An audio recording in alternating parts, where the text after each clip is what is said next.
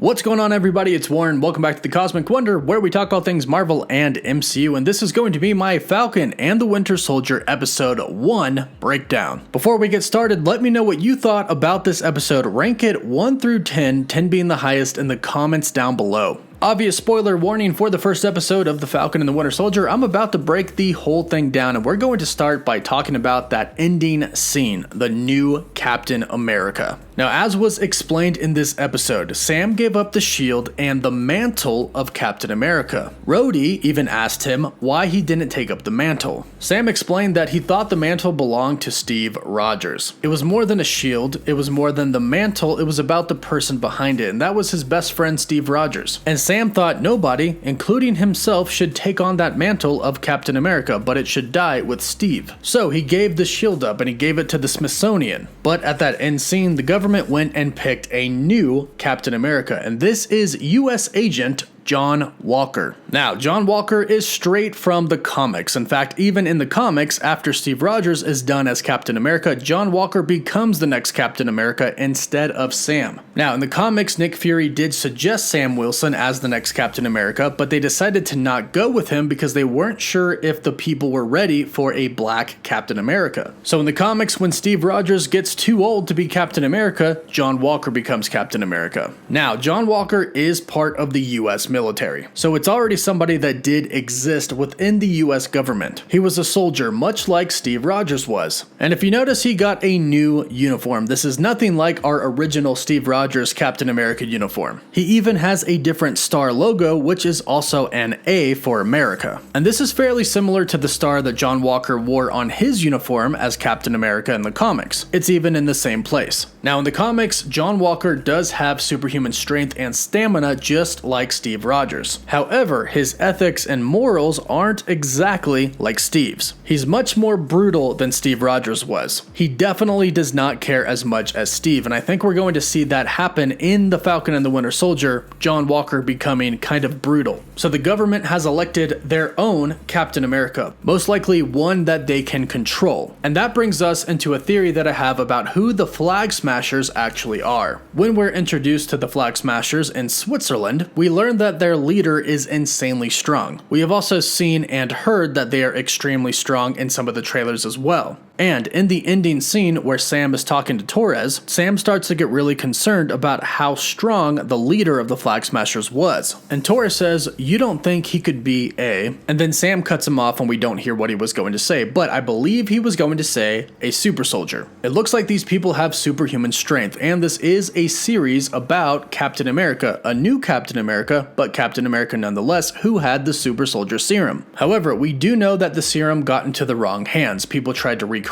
it. This resulted in the Hulk, but it also resulted in people like the Winter Soldier, super assassins. So I believe that some members of the Flagsmashers, including their leader, have volunteered for some type of experiment for a super soldier serum. They're a terrorist organization terrorizing the world, and they seemingly have superhuman strength. The leader took down Torres like he was nothing, and as we've seen from some of the trailers, some of them beat up Bucky pretty good, and he himself is a super soldier. So you can't keep up with the super soldier unless you are indeed yourself one. And I think we're going to see that revealed in future episodes. Now we'll get started with the scene-by-scene breakdown, Easter eggs, and everything you need to know. In the first scene, we see Sam getting dressed. He's ironing his clothes, he's putting his suit on, and on his bed sits the shield. And as we know, he's getting ready to go to the Smithsonian, where he's actually going to donate the shield to the museum. And obviously, this is a very hard moment for him. Captain America gave him that shield at the end of Avengers Endgame. Sam was supposed to be the next Captain America. But Sam feels like that title should only belong to Steve Rogers. Because you have to remember, Steve Rogers was Captain America to Sam as well. Falcon looked up to him, and he looked up to what Captain America meant. And it's a really weird and hard thing to try and take your hero's spot, which is why he doesn't end up taking on the mantle and he donates the shield. And as he contemplates this, whether he should be giving the shield up or whether he should be taking on the mantle, we can see him put the shield in the same exact bag that Steve gave him the shield in. If you take a look at that scene in Avengers Endgame, this is the exact same bag. And as he does this, we can actually hear the conversation take place in his head. Steve Rogers says, "How does it feel?" And Falcon says, "Feels like it's somebody else's," and that's because, again, he views Captain America as his Captain America. He doesn't think of himself as Captain America.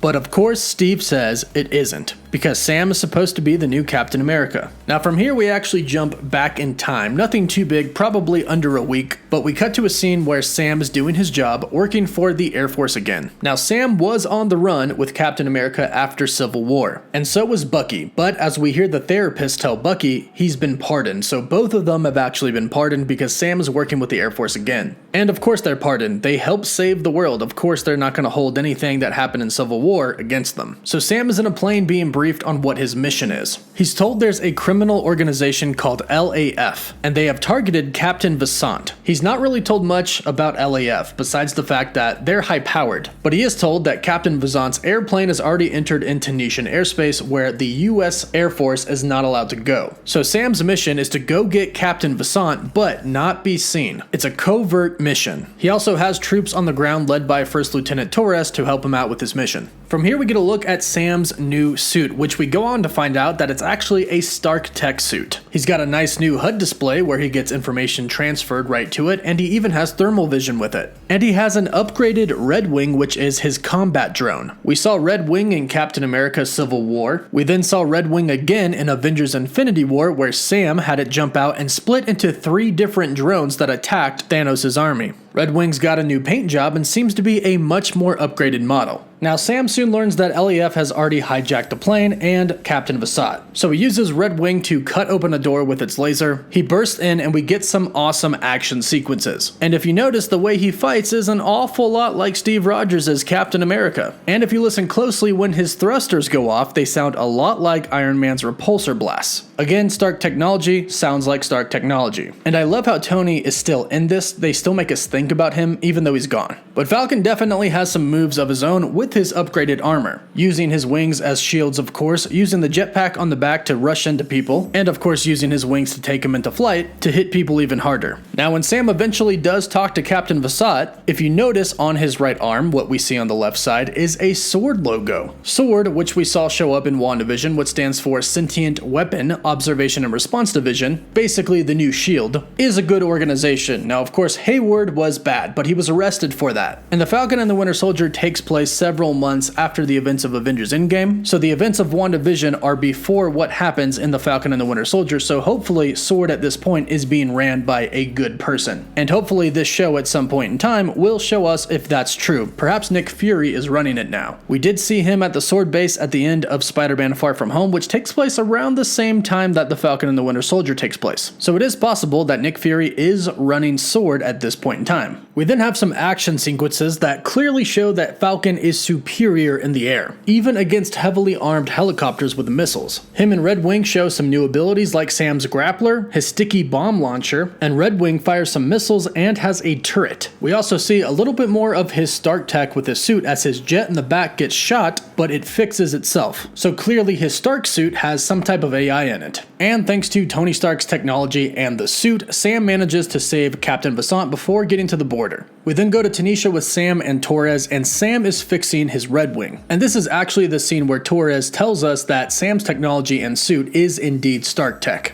Here, Sam also says that he's been working for the Air Force for 6 months now, which means that the Falcon and the Winter Soldier takes place roughly 6 months after Avengers Endgame. Then a civilian recognizes Sam and calls him an Avenger. He says, "You brought my wife back to me," which means that his wife was actually snapped. The Avengers, of course, brought everybody back, and it's clear that the world recognizes that they were responsible for saving everybody. And Falcon is recognized as being an Avenger. We then learn about the villains of the show, the Flagsmashers, and they're putting secret codes and signs all throughout different cities of the world. We learned that they like chaos and that they liked it better during the snap because they want a unified world without borders. And that's basically how it is in the comics. In the comics, Flagsmasher is an actual person, but he does start a group and a movement wanting people to get rid of their identities so they could all be one. So instead of having Flagsmasher be an actual person, it's an organization. And here's where we first start hearing questions about Steve Rogers, and it looks like nobody really knows what has happened to him. And it's not really ever answered in the episode, and this is totally intentional on Marvel's part. There's conspiracies about Steve Rogers being on the moon, and probably other pretty crazy conspiracies, and at one point in time they say that Captain America is gone. But this doesn't tell us if he died. It doesn't tell us if he went back to his own timeline. He could very much still be alive. It's only been 6 months since we last saw him, and yes, he was old, but he wasn't about to die. And I think Marvel's leaving this pretty vague because he could show up at some point in time, perhaps in the finale. We'll have to wait and see. But then we go to where Sam is giving the shield to the Smithsonian. And here we see Rhodey, a cameo that we knew was coming, but we didn't know when it was coming. But this cameo makes a lot of sense if you consider Rhodey's rank in the Air Force, plus you consider the fact that he was an Avenger. But Sam talks about needing new heroes for the new time that they're in. This is going to lead in the new Avengers eventually,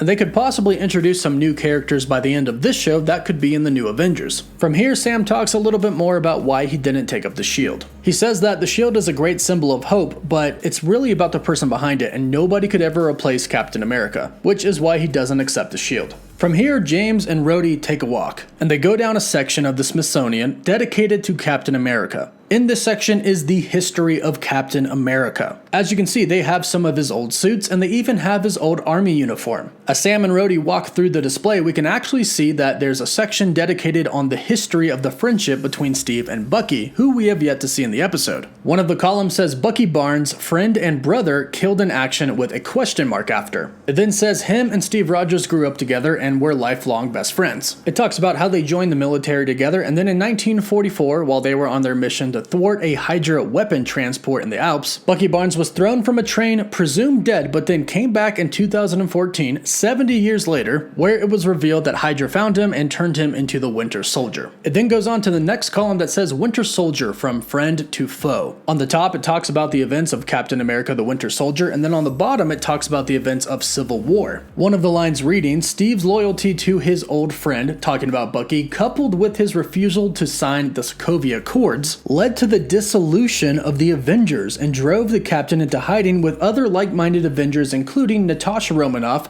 Wanda Maximoff, and Sam Wilson. The other columns say a threat from within Hydra, and there's a copy of the Sokovia Accords and what they stated on the far right that says a team divided. So this shows us that America knows and the world knows everything that happened with Captain America Steve Rogers, Bucky, and Sam. We then go through more Captain America memorabilia, including a newspaper from Captain America, the first Avenger, that is titled US Bombers Hit Hydra Factories. We then see some gear that he wore, his motorcycle, and his first Captain America shield. And on display, we can actually see the very first Captain America comic book published in real life. This is Captain America Comics issue number 1, written in 1941. Written and penciled by Joe Simon and Jack Kirby. The cover is of Captain America in World War II punching Hitler. Also on the cover is Bucky. It says, also, Captain America's young ally, Bucky. So a super awesome Easter egg of a real comic that they actually put in the MCU. As we go through the memorial, we see more columns. One states out of hiding, New York under attack, talking about the events of Avengers Infinity War. We see one that says the blip, and then we see one that says the vanished, stating all of the people who were vanished. And then of course we see all of the Captain America propaganda, which he was originally used for in Captain America the First Avenger. So even though Cap is no longer with us, we can definitely feel him in this episode. They eventually walk to the shield that Sam just gave up that is now on display next to Captain America's suit from the First Avenger, one of his first suits next to his last shield. We then learn from Rhodey that the world really isn't okay after the snap. The world doesn't really trust each other anymore. People who used to be friends aren't friends anymore. Countries aren't getting along with other countries. And this is why in this series, groups like the Flagsmashers are arising. Rhodey says that he'll be in touch with Sam, which leads me to believe that we are going to see him again within this series. We then move on to Bucky Barnes. The first thing that we get to see of Bucky in The Falcon and the Winter Soldier is of his past. Bucky is having a nightmare reliving an assassination job that he had working for Hydra. We see him take out a whole squad in the hotel, give us a Hail Hydra. He then kills a man to leave no witnesses, who we later find out is the son of Mr. Nakajima, his new friend. And we'll get to him in just a bit because we know why Bucky decided to befriend him. We learn that Bucky is in therapy, but he's not going by his own choice. The government is actually making him go. After being one of the Avengers and a hero and saving the world in Avengers Endgame, the government decided to pardon him. They're going to drop all of the charges charges for all of the bad things that he did in the past, including the Sokovia Accords with Captain America and Sam. However, part of that pardon deal is that he goes to therapy. And this is so they make sure that the Winter Soldier programming in him isn't causing him to go out and kill a bunch of people.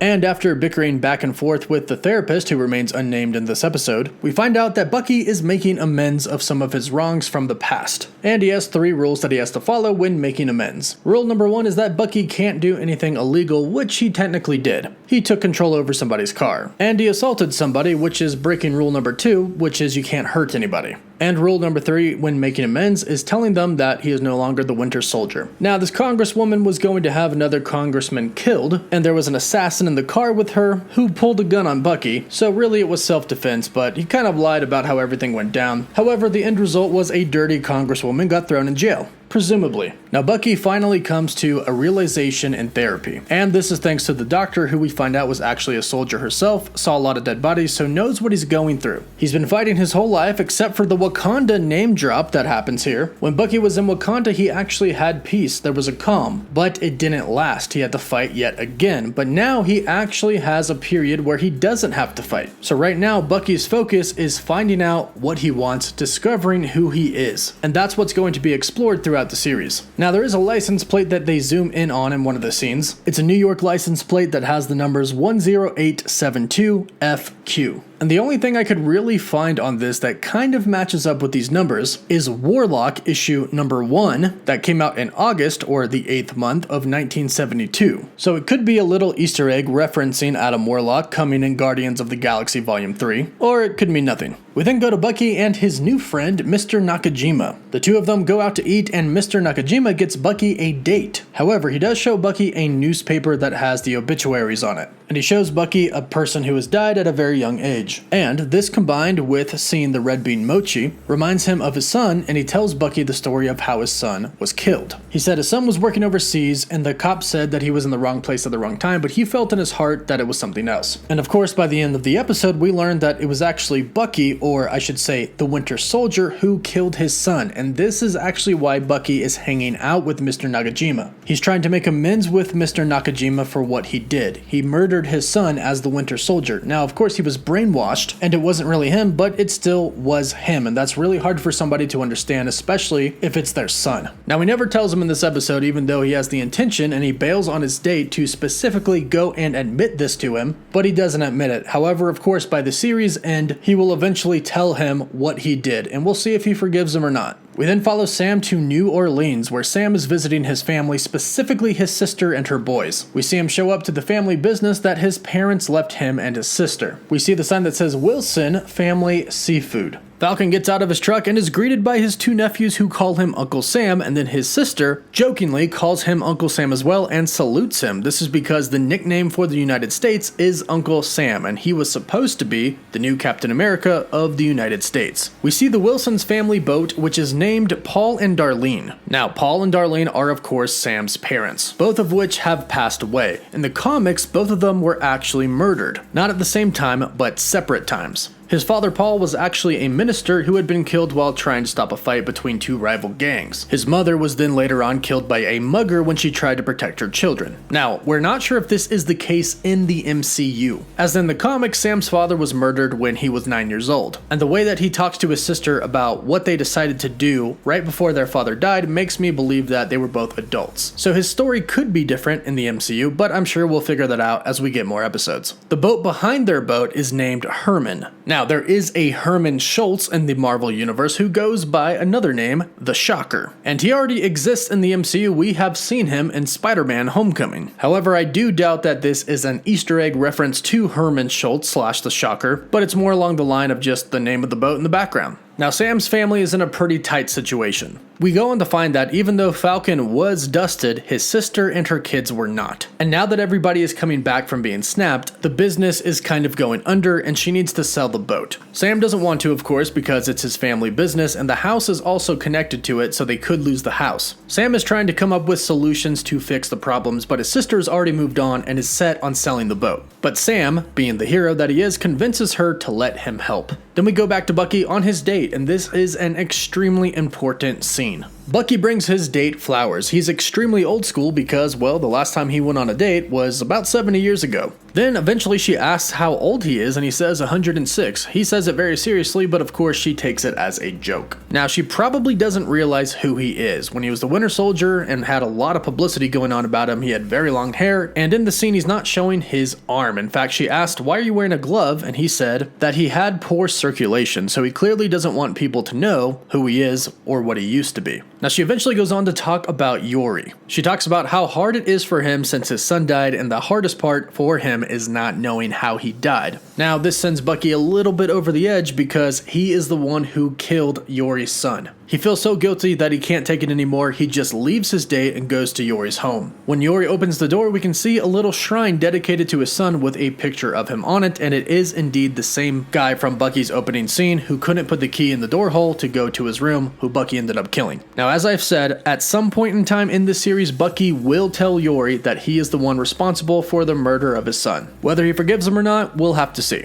Meanwhile, in Switzerland, we learn more about the Flagsmashers, and there are some really important things you have to know. Torres, who in the beginning was working with Sam, is there to investigate the group because, as he stated in the beginning, the group works online. They work through secret forums and messages, and we find out that a bunch of civilians are there for some type of event that the Flagsmashers are going to do. They all get face masks, which has the Flagsmasher logo on them, which is the hand. Now, all of these civilians are there because they somewhat believe in what the Flagsmashers are due, and what they're really there for is to be a distraction. So this is a dangerous terrorist group using normal people to help do their bidding. Now again, they communicate through secret messages, and just as Torres puts on his mask, he receives a message that says Ren, which I'm sure you figured out means run. And right as everybody starts racing, one of the Flagsmashers leaders throws 2 bags out the window of a bank. Most likely money, but at this point we don't really know. But that person then jumps off the 2nd floor, possibly even higher, lands on the ground like it's nothing. Barely even flinches when landing on the ground. This person then shows us that they are extremely strong, and they almost kill Torres. Now we know by some of the trailers that they've shown us for the Falcon and the Winter Soldier that a lot of the Flagsmashers are insanely strong. And as I mentioned in the beginning of this video, it's most likely due to the fact that they've had some type of super soldier serum injected into them. That's the best explanation of how these people could be so strong. They're pretty much like Captain America. They're doing all these things that Steve Rogers could do, who of course had the serum. And this makes the Flagsmashers very, very dangerous. Meanwhile, Sam and his sister are trying to get a loan so they can keep their family's business. This is where the banker actually knew who Falcon was.